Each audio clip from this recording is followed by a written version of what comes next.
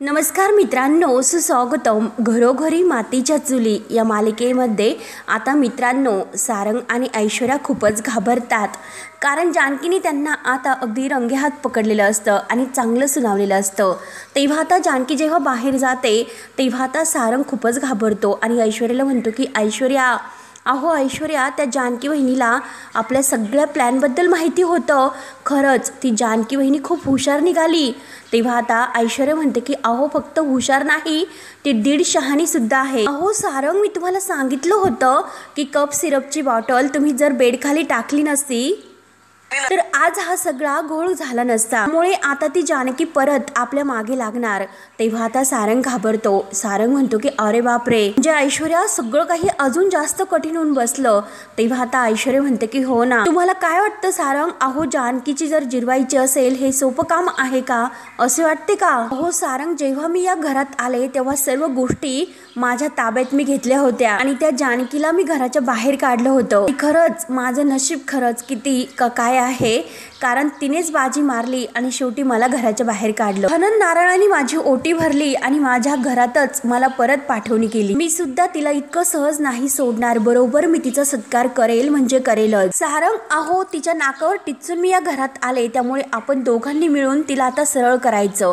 आणि तेवढ्यात आता तोंड चोपडेपणा करणारी आणि ही सारंगची आणि ऐश्वर्याची असणारी ही आजी मात्र तेथे येते आणि तोऱ्यात म्हणते की दोघे नाही, आपण तिघे आणि मी सुद्धा तुमच्या बरोबर आहे, लक्षात ठेवा. ऐश्वर्या, हे बघ, जे तू केलंस ना त्याच्यासाठी मी तुला शेवटपर्यंत साथ देणार, हे लक्षात ठेव तू. खरंच ऐश्वर्या, मला तुझं खरंच खूप कौतुक वाटतं, कारण दुसरी जर एखादी मुलगी असती तर तिने या घरात पाऊल सुद्धा टाकले नसते, परंतु तू तर माझ्या गुंडूसाठी परत आली ग. त्यामुळे सारंग काय, अगं मी सुद्धा कधीच तुमची साथ नाही सोडू शकत. तेव्हा आता आजीचा पाठिंबा ऐकून आता हा बैलबुद्धा असणारा सारंग तर लगेच खुश होतो. आपण तिघे मिळून ह्या जानकीला चांगलीच अद्दल घडूयात. तेव्हा आता सारंग म्हणतो, आजी जरा हळूच बोल, नाहीतर ती जानकी वहिनी परत ऐकेल आणि आपल्याला चांगली अद्दल घडेल. तर घरामध्ये वातावरण अगोदरच टाईट आहे आणि सगळे आपल्या विरोधात असल्यामुळे आता आणखीन टाईट हे वातावरण व्हायला नको. तेव्हा आता ऐश्वर्या म्हणते की सारंग, पण त्यासाठी हा प्रॉब्लेम लवकरात लवकर आपल्याला मिटावा लागेल आणि लवकरात लवकर सगळ्यात अगोदर आपल्याला घरच्यांचा सगळ्यांचा विश्वास हा संपादन करावं लागेल. तेव्हा आता आजी म्हणते की अगं, बाकी तुमच्यावर कोणी विश्वास नाही ठेवणार. घर जर तुम्हाला ताब्यात घ्यायचं असेल तर पहिल्यांदा माझ्या मुलीला सुमित्राला तुम्हाला ताब्यात घ्यावं लागेल. सुमित्राचा विश्वास तुम्हाला अगोदर मिळवावा लागेल. तेव्हा आता ऐश्वर्या म्हणते की त्यांचा विश्वास, ते तर काही इतकं सोपं गोष्ट आहे, इतकं कठीण नाही, कारण त्यांनी तर मला कुठे घरात आणलं. त्यावर आता आजी विचारते की अगं, ते तर मला विचारायचंच राहून गेलं. काय ऐश्वर्या, अगं अशी काय किमया केली ग तू? लगेच सुमित्राला तुझ्या बाजूने वळून घेऊन लगेच घरात घेऊन आली ती तुला. त्यावर आता ऐश्वर्या तर चॅप्टर असते. ऐश्वर्या म्हणते की आजी, अहो ते तर सिक्रेट आहे आणि काही सिक्रेट हे सिक्रेटच राहून द्या, कारण तसंही आजी, अहो तुमच्या पोटात काही राहत नाही.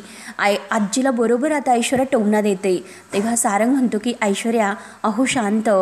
तेव्हा आता ऐश्वर्या लगेच आजी आणि सारंगला म्हणते की आत्ता ते महत्त्वाचं नाही आपल्यासाठी, आता सर्वात अगोदर हे महत्त्वाचं आहे की आईंना आपल्या बाजूने वळून घेणे. त्यावर आता आजी सांगते की अगं, त्यासाठी तुला तुझं रूप बदलावं लागेल. तेव्हा आता ऐश्वर्या विचारते की म्हणजे काय करायचं?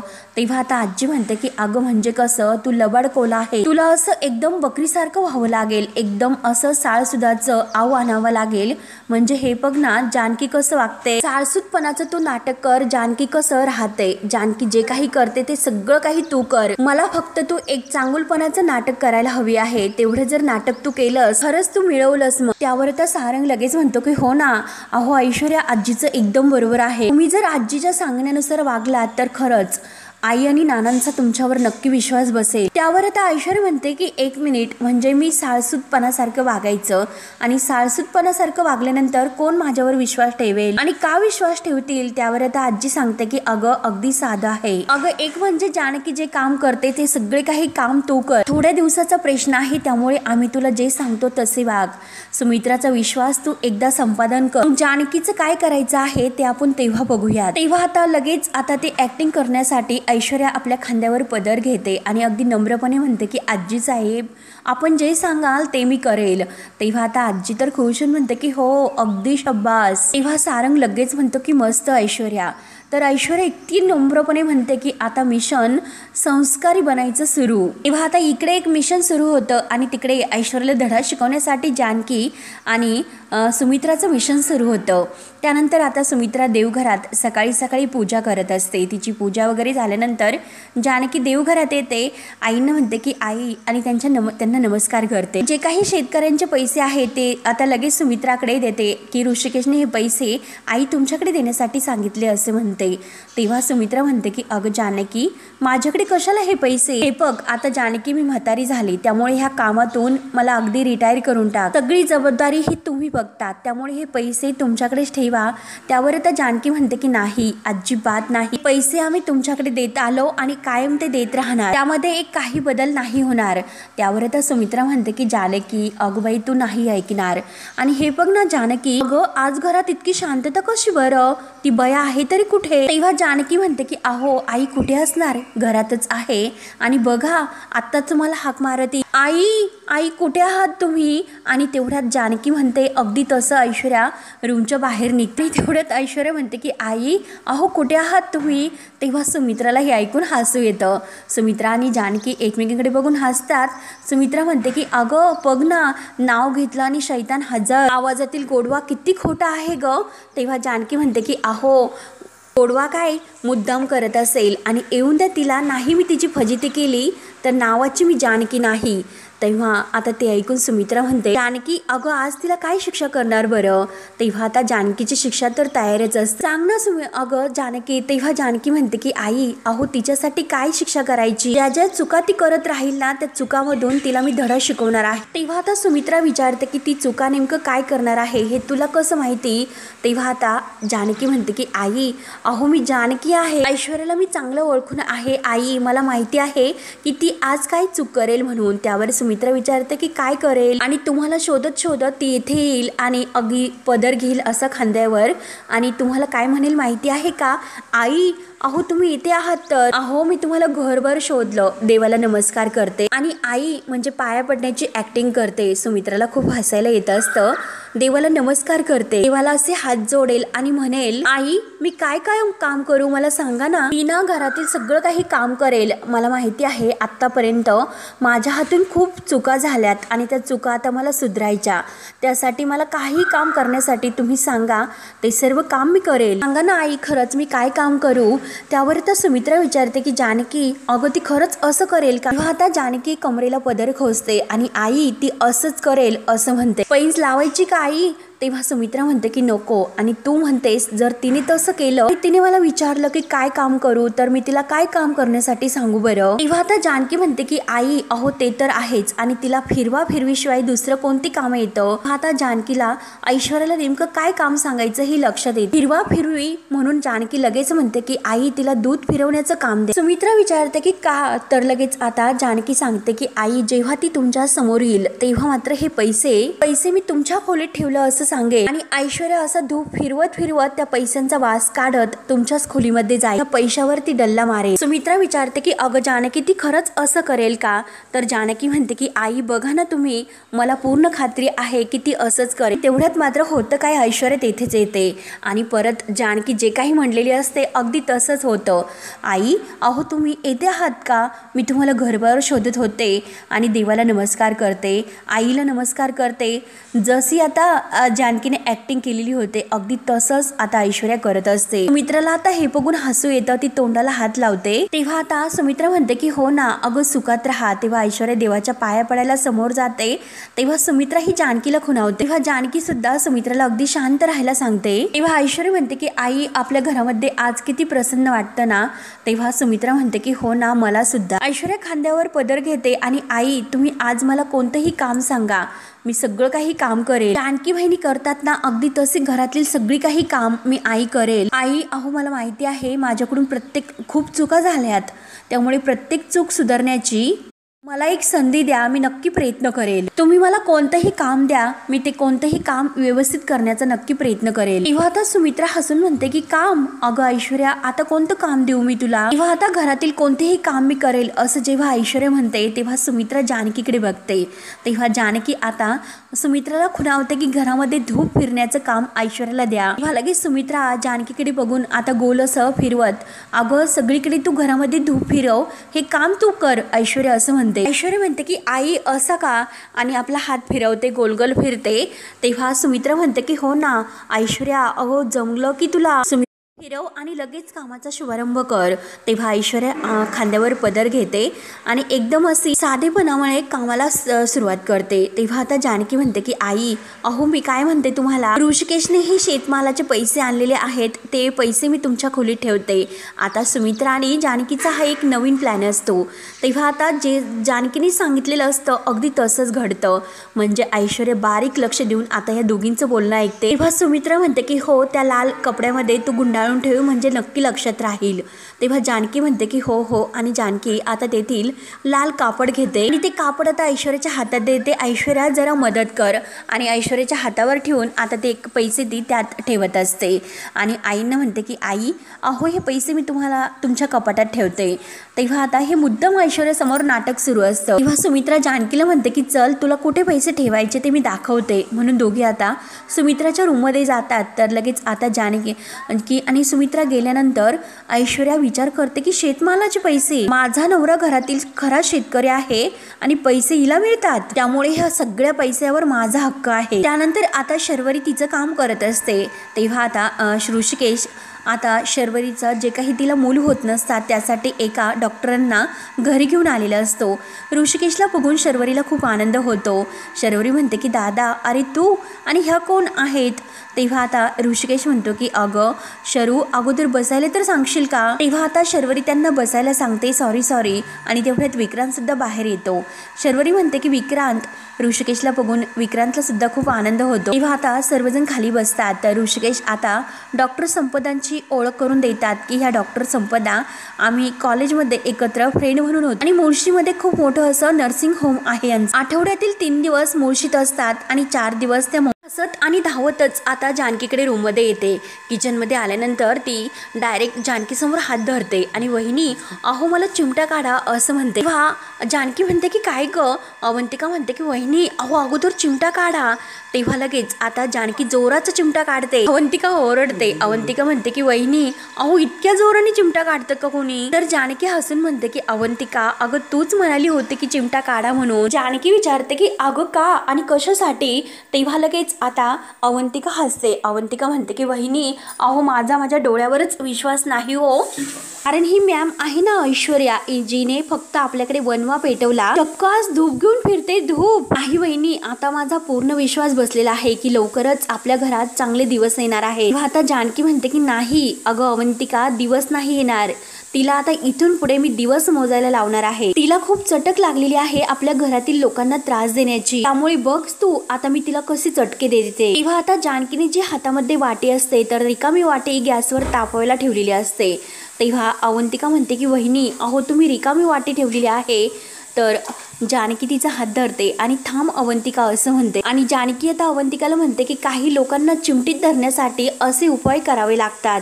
तेव्हा अवंतिका हसून म्हणते की म्हणजे वहिनी, तुम्ही ऐश्वर्याला काही चटके देणार आहात का? तेव्हा आता जानकी हसते. जानकी म्हणते की आत्ता मी तुला काही सांगणार नाही, पण जे काही होणार आहे ना त्याने मज्जा मात्र येणार आहे. अवंतिका विचारते की वहिनी, अहो नक्की प्लॅन काय आहे? तेव्हा जानकी म्हणते की अगं अवंतिका, आत्ता मात्र तिची मज्जा येणार आहे. तिला आता हे कळेल की या घरामध्ये येऊन तिने किती मोठी चूक केली ते. तेव्हा आता जानकी ती वाटी चिमट्याने धरते. तर अवंतिका म्हणते की वहिनी सावकाश. तेव्हा आता जानकी तिला खुणावते आणि डोळ्याचा इशारा करते. आता जानकीची ही जे काही प्लॅन सुरू आहे ते बघून आता अवंतिकाला खूप हसायला येतं. त्यानंतर आता ऋषिकेश इकडे विक्रांतला सांगतो की ऐश्वर्याला परत घरात घेतलं आईंनी. तेव्हा आता विक्रांत म्हणतो की काय ऋषिकेश दादा, अहो काय सांगतात, आईंनी परत घरात घेतलं ते ऐश्वर्याला, इतकं होऊन सुद्धा? तेव्हा आता ऋषिकेश म्हणतो की अहो यावर आता काय बोलू आणि काय नाही हे खरंच मला नाही कळत. तेव्हा आता विक्रांत भाऊजी म्हणतात की परंतु जानकी वहिनींनी का अडवले नसल? त्या नाही का म्हटल्या नाहीत? घरातील सर्वजण त्यांचं ऐकतात, मग त्या का असा आडवा आल्या नसतील? तेव्हा आता ऋषिकेश म्हणतो की तिला सुद्धा काय झाले मला माहिती नाही, त्यामुळे मी जानकीशी सुद्धा आता बोलणं सोडलेलं आहे. घरामध्ये नक्की हे काय होतं मलाच कळत नाही. तेव्हा आता विक्रांत भाऊजी म्हणतात की ऐश्वर्या परत घरात आली, नवीन काहीतरी प्रॉब्लेम आणखीन क्रिएट करेल. ऋषिकेश दादा हो जित्याची खोड काही मेल्याशिवाय जात नाही. तेव्हा आता ऋषिकेश म्हणतो की नाही विक्रांतराव, यावेळी जर ऐश्वर्या आणि तिच्या त्या बापाने काही जर केलं तर त्यांना मी नाही सोडणार. तर विक्रांत म्हणतो की मला असं वाटतं ह्या दोघांवरच मला संशय आहे. नानांना किडनॅप केले होते आणि नानांना असं त्यांनी बांधून ठेवलं होतं. मला नक्की असं संशय येतो आणि हे मी शर्वरीकडे सुद्धा बोललो होतो. त्यावर आता ऋषिकेश म्हणतो विक्रांतराव अहो मला सुद्धा अनेकदा असं वाटलं होतं, परंतु कसे आहे की इतका मोठा आरोप करण्यासाठी आपल्याकडे कोणताही असा पुरावा तर नाही ना. नाना हे कुठल्या तरी बॉस बद्दल बोलत होते, त्यांचा कोणीतरी बॉस आहे की त्याने नानांना किडनॅप केले होते, त्यांनाच तो सूचना देत होता. मग मला असं वाटतं की त्यांचा तो बॉस नक्की सयाजीराव असेल, पण अजून आपल्याकडे कोणताही असा पुरावा नाही ना. एकदा की पुरावा आपल्या हाती आला तर नंतर आपण काहीतरी ऍक्शन घेऊ शकतो. तेव्हा आता विक्रांत म्हणतो की मला माझ्याकडून तुम्हाला कोणती जरी मदत लागली तरी हा विक्रांतराव कायम तुमच्यासाठी उभा असेल, शक्य तेवढी मदत मला होईल मी तुम्हाला करेन. तेव्हा आता ऋषिकेश म्हणतो की नाही विक्रांतराव, यावेळेस हा शोध मी स्वतः घेणार, कारण जेव्हा मला अटक केलं होतं तेव्हा सौमित्राची खूप धावपळ झाली होती आणि ह्या सगळ्यामध्ये त्याची महत्वाची कामही मागे राहून गेली, त्यामुळे यावेळेस मात्र मी त्याला म्हणजे यात सहभागी करून घेणार नाही आणि जर मला तुमची काही मदत लागेल तेव्हा तुम्ही मला हक्काने सांगा. तेव्हा आता विक्रांत म्हणतो की हो अगदी निसंकोचपणे मला तुम्ही सांगा, मी कधीही तुम्हाला मदत करायला तयार असेल. एवढ्यात आता शर्वरी आणि डॉक्टर एकमेकांशी बोलून बाहेर येतात. तेव्हा आता ऋषिकेश विचारतो की झाले का बोलणे. तेव्हा आता लगेच डॉक्टर सांगतात की हो प्रायवर फेस तर ओके आहे आणि हे बघा शर्वरीजी, मी तुम्हाला ज्या ज्या टेस्ट करण्यासाठी सांगितलेल्या आहेत त्या सर्व टेस्ट तुम्ही करून घ्या आणि जर त्या टेस्ट तुम्ही केल्या तरच मूल न होण्याचं कारण आपल्याला समजेल. तेव्हा विक्रांत म्हणतो की बघ शर्वरी, किती दिवसापासून मी तुला सांगतो की टेस्ट करून घे, परंतु माझं तू अजूनपर्यंत ऐकलं नाही. ऐकेल तर शपथ. तेव्हा शर्वरी म्हणते की नाही हो डॉक्टर, तसं नाही. खरं कसं आहे की त्या सुया आणि रक्त दादा, खरंच हॉस्पिटलला मी खूप घाबरते आणि त्याहून जास्त मी रिपोर्ट्सला सुद्धा घाबरते. त्यावर आता ऋषिकेश समजावतो की अगं शर्वरी, प्रॉब्लेम पासून दूर पळणं हे कसं अशक्य होईल. अगं त्यावर काहीतरी उत्तर तर शोधून आपल्याला त्यावर काहीतरी करावं तर लागेल ना. तेव्हा डॉक्टर सुद्धा म्हणतात की हो एक्झॅक्टली, मला तुम्हाला दोघांना सुद्धा हे सांगायचं आहे की दोघांनी सुद्धा ह्या टेस्ट करायला हव्या. तेव्हा आता विक्रांत म्हणतो की दोघांना म्हणजे मला सुद्धा. तेव्हा आता डॉक्टर म्हणतात की हो, दोष हा नवरा आणि बायको ह्या दोघांमध्ये सुद्धा असू शकतो. स्त्री आणि पुरुष या दोघांनी या टेस्ट करायला हव्यात, एकट्या स्त्रीवर ही जबाबदारी टाकून उपयोग नाही. तेव्हा शर्वरी म्हणते की हो डॉक्टर, आम्ही दोघेही या टेस्ट करून घेऊया. तर डॉक्टर म्हणतात की हो टेस्ट करून घ्या आणि रिपोर्ट्स आल्यानंतर आपण बोलूयात. विक्रांत म्हणतो की डॉक्टर चला मी तुम्हाला सोडतो. तेव्हा डॉक्टर म्हणतात की नाही मी जाईल आणि डॉक्टर बाय करून निघून जातात. तर शर्वरी आता ऋषिकेशवर खुश होते आणि दादा अरे खरंच थँक्यू सो मच, त्यामुळे तू जानकी वहिनीला सुद्धा थँक्स म्हणून सांग. आता जानकीचं नाव घेतल्यानंतर ऋषिकेश थोडासा खाली बघतो आणि शर्वरीला म्हणतो की तूच फोन करून सांग म्हणून. तेव्हा शर्वरीला थोडासा संशय येतो की नक्की ऋषिकेश दादा आणि जानकी वहिनी यामध्ये काही झाले की काय. आणि आता ऋषिकेश विक्रांतरावांसमोर हात जोडतो आणि येतो असं म्हणतो. तेव्हा आता ऋषिकेश दादा असा म्हणजे गेलेला बघून शर्वरीला टेन्शन येते. तर ती विक्रांतला विचारते की याला काय झालं. विक्रांत म्हणतो की ते नाही सांगणार, म्हणजे बहुतेक जानकी वहिनी आणि ते एकमेकांशी नाही बोलणार. आईच्या सांगण्यावरून जानकी वहिनीने ऐश्वर्याला घरात परत घेतलं, म्हणून आता ऋषिकेश दादा जानकी वहिनीवर नाराज आहेत. ऋषिकेश दादांना जानकी वहिनींचा राग आलेला आहे. तर हे ऐकून शर्वरी विचारते की काय विक्रांत, अरे काय बोलतोस. त्यानंतर आता जे काही जानकीला माहिती असतं की ऐश्वर्या नक्की ते पैसे चोरायला सुमित्रा आईंच्या रूममध्ये जाणारच.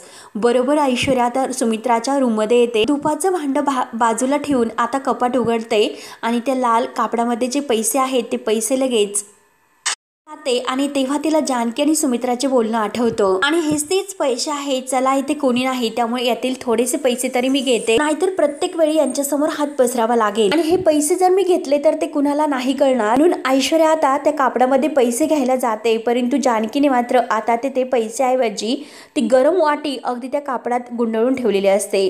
तेव्हा आता ऐश्वर्या जेव्हा ती घ्यायला जाते तर तेव्हा मात्र आता त्या वाटीचा गरम असल्यामुळे चटका जोरात ऐश्वर्याच्या हाताला बसतो. ऐश्वर्या जोरात ओरडते की आणि ती वाटी बाजूला फेकून देते। जानकीने बरोबर आता ऐश्वर्याला पकडून आता तिला शिक्षा दिलेली असते। तोपर्यंत ऐश्वर्या लगेच ते कापड कपाटामध्ये ठेवून देते, परंतु वाटी मात्र दरवाजा मागे तशीच पडलेली असते आणि हातामध्ये ती आता धुपाचं भांड घेते आणि आपल्या हाताला फुंकर मारत असते। जानकी धावत येते। जानकी म्हणते की ऐश्वर्या अगं काय झालं? तेव्हा आता ती ऐश्वर्याकडे बघते आणि विचारते की भाजलं का ग तुला?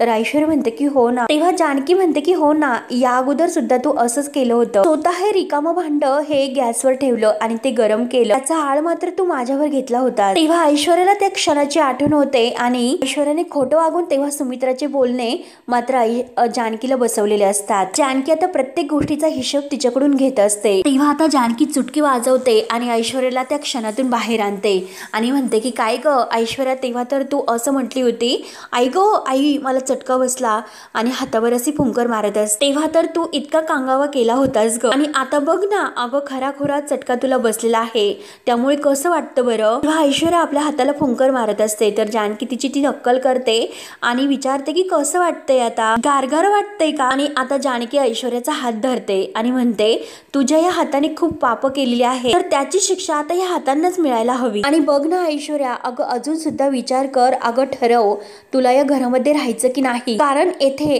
तुला या घरात मी सुखाने मात्र नाही राहून देणार। अगं ऐश्वर्या, तू तर खूप मोठी चूक केलीस, प्रत्येक क्षणाला तुला हे जाणवेल आणि तुझ्या पापांची शिक्षा तुला मिळेलच। पण अगं एक गोष्ट लक्षात ठेव, जेव्हा जेव्हा तू या घराबद्दल वाईट विचार करशील ना, तेव्हा तेव्हा मी तुला चटके मात्र नक्की देईल। आणि बघू बरं कुठे चटका बसलाय, म्हणून ती आता ऐश्वर्याचा हात धरते। ऐश्वर्या आता जोरात ओरडते की आ, तेवढ्यात सुमित्रा येते। सुमित्रा म्हणते की काय ग इतक्या मोठ्याने आवाज कसला झाला? तेव्हा आता जानकी म्हणते की आई अहो ही ऐश्वर्या, अहो बिचारीला चटका बसला। संपूर्ण घरामध्ये ती धूपात्र फिरवत होती, त्यामुळे तिचाच चटका तर बसला। तेव्हा आता सुमित्रा मुद्दाम विचारते अगं दुखतो का हात? तेव्हा आता ऐश्वर्या म्हणते की नाही आई, अहो मी तर ठीक आहे। आणि तेवढ्यात ती समोर जी वाटी पडलेली असते सुमित्रा बघते आणि विचारते हे भांड असं खाली का पडलं आणि हे भांड माझ्या खोलीमध्ये कसे काय? जानकी मुद्दाम म्हणते की आई अहो मला माहिती नाही, येथे ऐश्वर्या होती तिलाच माहिती असेल। ऐश्वर्या मुद्दाम म्हणते की मला सुद्धा माहिती नाही, मला कसं माहिती असणार? तेव्हा जानकी म्हणते की जाऊन द्या आई, अहो बिचारीचा हात भाजलेला आहे, मी तिला मलम लावून आणते। म्हणून ती ऐश्वर्याचा हात धरते आणि चल असं म्हणते। ऐश्वर्या म्हणते की नको इट्स ओके, मी माझ्या हाताने लावते। तेव्हा ऐश्वर्या तोऱ्यात बाहेर जाते तर सुमित्रा म्हणते की हो चांगली अद्दल घडवली जानकी। जानकी म्हणते की अहो आई, पण मला तिला असे अद्दल घडवताना वाईट वाटलं। तेव्हा आता सुमित्रा म्हणते की तू नको म्हणाले इतकं वाईट वाटून घेऊ, अगं तिला एकतर खूप दयामाया दाखवली आणि त्याचे परिणाम सुद्धा आपण खूप भोगले, आणि हे बघ जानकी आपलं जे ध्येय आहे ते तुझ्या लक्षात तर आहे ना? तेव्हा जानकी म्हणते की हो आई, काही झालं तरी तिला सारंग भाऊजींच्या आयुष्यातून आपल्याला घालवायचं आहे, त्यासाठी जे काही करायचं आहे ते सर्व मी करेलच। आणि आई तिला इतका त्रास द्यायचा की स्वतःहून तीही या घरातून आपल्या आयुष्यातून कायमची निघून जाईल। त्यानंतर ऐश्वर्या रूम मध्ये येते। ऐश्वर्याच्या हाताला चांगला चटका बसलेला असतो। सारंग विचारतो की ऐश्वर्या अहो काय झालं, मला नाही का सांगणार? ऐश्वर्या नाही म्हणते। तेव्हा सारंग तिचा हात धरतो आणि बघतो तर काय, आणि म्हणतो की ऐश्वर्या अहो तुमचा हात भाजला, कसा भाजला? तर ऐश्वर्या म्हणते की अहो भाजलेला नाही, तर त्या जानकीने चटका दिलेला आहे, तिने मुद्दाम केले। सारंग तर लगेच आता म्हणतो की ऐश्वर्या थांबा, आत्ताच्या आत्ता जातो आणि जानकी बहिणीला जा विचार। सारंग जायला निघतो तर ऐश्वर्या थांबवते आणि हे बघा सारंग कुठेही जाण्याची गरज नाही असं म्हणते। ऐश्वर्या म्हणते की हे बघा सारंग, आता सगळं काही सहन करायचं, जानकीने आपल्याला ज्या जखमा दिल्या आणि काही त्रास दिला तो सुद्धा। तर सारंग म्हणतो की नाही ऐश्वर्या, मी तुम्हाला होणारा असा त्रास नाही बघू शकत। पण सारंग आता ऐश्वर्याच्या इट्स ओके, मी माझ्या हाताने लावते। तेव्हा ऐश्वर्या तोऱ्यात बाहेर जाते तर सुमित्रा म्हणते की हो चांगली अद्दल घडवली जानकी। जानकी म्हणते की अहो आई, पण मला तिला असे अद्दल घडवताना वाईट वाटलं। तेव्हा आता सुमित्रा म्हणते की तू नको म्हणाले इतकं वाईट वाटून घेऊ, अगं तिला एकतर खूप दयामाया दाखवली आणि त्याचे परिणाम सुद्धा आपण खूप भोगले, आणि हे बघ जानकी आपलं जे ध्येय आहे ते तुझ्या लक्षात तर आहे ना? तेव्हा जानकी म्हणते की हो आई, काही झालं तरी तिला सारंग भाऊजींच्या आयुष्यातून आपल्याला घालवायचं आहे, त्यासाठी जे काही करायचं आहे ते सर्व मी करेलच। आणि आई तिला इतका त्रास द्यायचा की स्वतःहून तीही या घरातून आपल्या आयुष्यातून कायमची निघून जाईल। त्यानंतर ऐश्वर्या रूम मध्ये येते। ऐश्वर्याच्या हाताला चांगला चटका बसलेला असतो।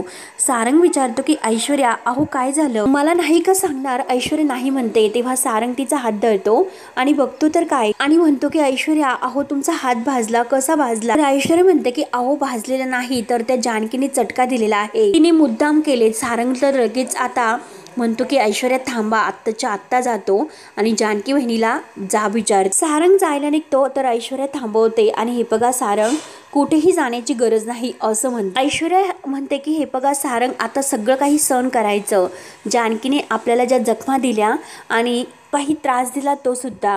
तर सारंग म्हणतो की नाही ऐश्वर्या, मी तुम्हाला होणारा असा त्रास नाही बघू शकत। सारंग आता ऐश्वर्याच्या हाताला धरतो आणि तिला मलम लावायला घेतो, परंतु आता ऐश्वर्या म्हणते की सारंग मलम नका लावू, मलम लावण्याने आता जखम बरी होती आणि मला मात्र जखम अशीच ठेवायची आहे, जेवढा मला त्रास होईल तेवढीच माझ्या मनातील आग भडकत राहील।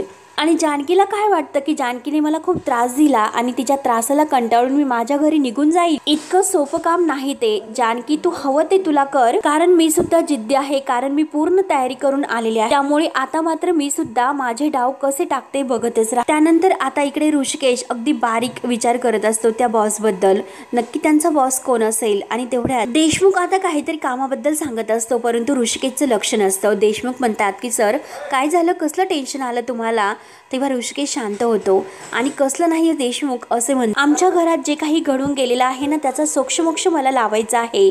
देशमुख विचारतो की म्हणजे काय? नानांना किडनॅप कोणी केलं होतं, ते कोण आहे हे मला कळायला हवं। तेव्हा देशमुख म्हणतात की सयाजीराव, हे सगळं त्यांनी केलं असेल अशी गावामध्ये चर्चा आहे असं देशमुख म्हणतात। तेव्हा आता ऋषिकेश म्हणतो की कोर्टाच्या इतक्या फेऱ्या मी मारल्या त्यामुळे माझ्या लक्षात आले, तर्काने चर्चा याने काही होत नसतं, कोर्टामध्ये पुरावे लागतात आणि माझ्याकडे आता कोणताही पुरावा नाही, फक्त एकच पुरावा माझ्या हाती लागायला हवा। देशमुख विचारतो की तुम्ही नानांना ज्या गुंडांनी पकडलं होतं त्यांना बघितलं होतं का? ऋषिकेश म्हणतो की हो, आणि ती लोक मात्र मुळशीत नाही अशी माझी पूर्ण खात्री आहे। तेव्हा देशमुख म्हणतो की ती लोक जरी सापडली नाही तरी मात्र जो काही सयाजीरावाचा गुंडा आहे त्यातील एकाला मी ओळखतो, जरी आपल्या हाती सापडला तर नक्की आपण काहीतरी करू शकू। ऋषिकेश म्हणतो की व्हेरी गुड, तुम्ही एक काम करा देशमुख, लवकरात लवकर त्या माणसाला सापडा आणि तोपर्यंत तुम्ही त्याच कामाला लागा, इथलं कामाचं टेन्शन घेऊ नका, तोपर्यंत इथील सर्व काम मी हँडल करतो, तुम्ही पटकन जा। तर देशमुख लगेच निघून जात। तर ऋषिकेश आता मनाशी ठरवतं की हा बॉस एकदा की माझ्या हाताला लागला तर मग त्याची आणि माझी गाठ असते। त्यानंतर जानकी किचन मध्ये इकडे काम करत असते, तर अवंतिका येते आणि विचारते की वहिनी अहो ती ऐश्वर्या मगाशी इतकं मोठ्याने का ओरडली हो? तर जानकी हसून म्हणते की अगं तिचा हात भाजला की तुम्ही? तेव्हा आता जानकी म्हणते की हो हो। तेव्हा अवंतिकाला खूप हसायला येतं की आता अवंतिका म्हणते की नक्कीच यामुळेच तुम्ही आता ऐश्वर्याला धडा शिकवण्यासाठी या घरात येण्याची परमिशन दिली। तर जानकी म्हणते की हो ना, तिने जो त्रास आपल्याला दिलेला आहे तो त्रास मी आता तिला परत देणार, आतापर्यंत जे काही तिने वाईट कर्म केलेला आहे त्याचा प्रत्येक हिशोब चुकता मी तिच्याकडून करून घेणार आहे। सारंग भाऊजींचा हत्यार बनून ती या घरात शिरली, त्यामुळे त्याच हत्याराचा पलटवार कसा करायचा हे मी तिला चांगलं शिकवते। त्यामुळे बघूयात की ऐश्वर्याराव सयाजीराव विखे पाटील किती दिवस आपल्या घरात टिकतात म्हणून। अवंतिका म्हणते की हो ना वहिनी, दादा तुमच्याशी नाही ना बोलत? तेव्हा जानकी म्हणते की हो अगं यावेळेस त्यांचा आबोला जरा वेगळा आहे, मगाशी बघ ना अगं काही न बोलता निघून गेलेत आणि सकाळपासून तर काही खाल्लं सुद्धा नाही, म्हणून जानकीला तर ऋषिकेशची काळजी लागते, मग त्यांची समजूत मी कशी काढू? तेव्हा अवंतिका म्हणते सगळं काही ठीक होईल, ऐश्वर्या आज कशी तोंडावर पडली तशी जर रोज पडत राहिली तर नक्की ती घराच्या बाहेर लवकरच निघून जाईल। तर जानकी म्हणते की हो ना, नाही मी तिला या घरात सळो की पळो करून सोडलं तर मी सुद्धा नावाची जानकी नाही। तेव्हा आता आजी ह्या दोघींचं बोलणं चोरून ऐकते आणि काय ही जानकी माझ्या गुंडीला त्रास देणार का? थांब मी लगेच आता ऐश्वर्याला जाऊन सांगते। म्हणून ऐश्वर्या लगेच आता जानकीचा पुढचा प्लॅन ऐश्वर्याने सारंग या दोघांना येऊन सांगते। तर आता ऐश्वर्या म्हणते की आजी अहो सगळं मला माहिती आहे की ती काय करणार आहे, कारण सकाळी सकाळीच ती मला चॅलेंज देऊन गेली। आजी म्हणते की बघ ना सारंग, तर सारंग म्हणतो की हो ना आजी, जानकी वहिनी खूप हुशार आहे, आम्ही जे काही प्लॅन केला होता कप सिरपच्या नाटकाबद्दल तो सगळा तिला अगोदर माहिती होता, त्यामुळे ती काही शांत नाही बसणार। तेव्हा आजी म्हणते की हो ना, कारण तिने सगळं घर ताब्यात घेतलेलं आहे, सगळी सत्ता सत्ता तिच्या ताब्यात असल्यामुळे तिला माज आलेला आहे। तेव्हा ऐश्वर्या मनात म्हणते तिचा माज मी उतरवेल, फक्त तिची एखादी गोष्ट मला सापडून दे। तर आजी म्हणते की अगं आहे ना, ज्या दिवसापासून ऐश्वर्या या घरात आली ना त्या दिवसापासून जानकी आणि ऋषिकेश या दोघात खूप अशी भांडणं सुरू आहे। एकमेकांचं तोंड सुद्धा ते बघत नाही, नुसतं भडका उडवला। तेव्हा ऐश्वर्या म्हणते की अच्छा, म्हणजे माझ्यामुळे त्यांच्यात भांडण सुरू आहे। तर आजी म्हणते की हो, आणि आता फक्त आगीत तेल टाकायचं बाकी आहे, मग चांगले त्या जानकीला चटके बसतील। तर ऐश्वर्या म्हणते की हो ना, मग आगीत तर तेल टाकायलाच हवं। तेव्हा हा भाग येथे संपतो। पुढील भागामध्ये ऐश्वर्या आणि सारंग आईकडे येतात आणि सुमित्राला ती म्हणते की आई, यांना असं म्हणायचं होतं की ती नोकरी करायची म्हणून असं म्हणतात। सुमित्रा म्हणते की हो ना, कर ना नक्की नोकरी। तर ऐश्वर्या म्हणते की आपल्याच ऑफिसमध्ये काम करायचं। तेव्हा जानकी आणि सुमित्रा एकमेकींकडे बघतात। तर आजी म्हणते की काय ग जानकी, तुला काही प्रॉब्लेम तर नाही ना? तर जानकी हसून म्हणते की दोन्ही भाऊ एकत्र एकाच ऑफिसमध्ये काम करणार असतील तर किती आनंदाची गोष्ट आहे बरं ती, मला कशाला प्रॉब्लेम होईल। त्यानंतर आता इकडे ऋषिकेश कंपनीत असतो आणि कोणाचा तरी फोन येतो आणि त्याला धक्का बसतो। तर ऐश्वर्या म्हणते की आता जानकी तुम्हाला शिक्षा दिलीस, तुझ्या नवऱ्याच्या हाताने मी तुला कसे चटके देतेस, तू त्याच्या नवऱ्याच्या भावाला ऑफिसमध्ये पाठवून बघतच राहा। तर आता पुढे काय होतं हे बघण्यासाठी आपल्या चॅनलला नक्की सबस्क्राईब करत राहा। धन्यवाद।